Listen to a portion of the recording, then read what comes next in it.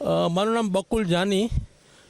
હાલમાં હું નિવૃત્ત ડીવાયએસપી છું અને રાજકોટ મ્યુનિસિપલ કોર્પોરેશન દ્વારા સંચાલિત રેસકોર્સ ખાતેના લોકમાન્ય તિલક સ્નાનાગરમાં હું સ્વિમિંગ કરવા આવું છું. સ્વિમિંગથી બાળપણથી લઈને બુઢાપા સુધીના તમામ વ્યક્તિઓ માટેના ફાયદાઓ છે.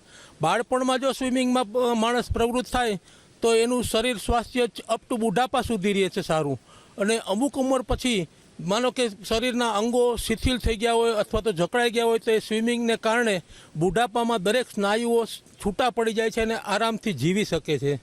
યંગસ્ટર માટે ખરેખર તો એને પોતાના એજ્યુકેશનની સાથે સ્પોર્ટ્સની એક્ટિવિટી, એમાં પણ ખાસ કરીને સ્વિમિંગ, મારા અનુભવ પ્રમાણે સ્વિમિંગની એક્ટિવિટીથી ખરેખર દરેક સ્નાયુને એક્સરસાઇઝ મળે છે.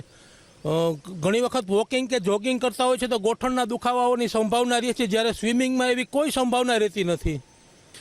મારું નામ અમિત સોરઠિયા છે. હું રાજકોટ મ્યુનિસિપલ કોર્પોરેશનમાં રેસકોર્સ સ્વિમિંગ પુલ ખાતે હું એક ચીફ સ્વિમિંગ ઇન્સ્ટ્રક્ટર છું. હાલ અત્યારે ખૂબ વધુ ઘસારો છે. હવે અમારી જે નવી બેચ છે એ 1 તારીખથી સ્ટાર્ટ થશે, એટલા માટે હવે ઇન્ક્વાયરી પણ ખૂબ વધુ છે અને લાસ્ટ યર કરતાં આ વખતે અમારી પાસે ઇન્ક્વાયરી વધુ છે, એટલા માટે મેમ્બર્સની સંખ્યા પણ વધુ થવાની ખૂબ સંભાવના છે. આ પુલ હજી 1 વર્ષ પહેલાં જ નવીનીકરણ થયું છે. આ પુલનું આખે સંપૂર્ણપણે રિનોવેશન થયું છે, જેમાં ચેન્જિંગ રૂમ, લોકર રૂમ્સ, બધી જ જાતની નવી સુવિધાઓ, અંદર લાદીને બધી જ નવી સુવિધાઓ આપવામાં આવેલી છે કોર્પોરેશન દ્વારા.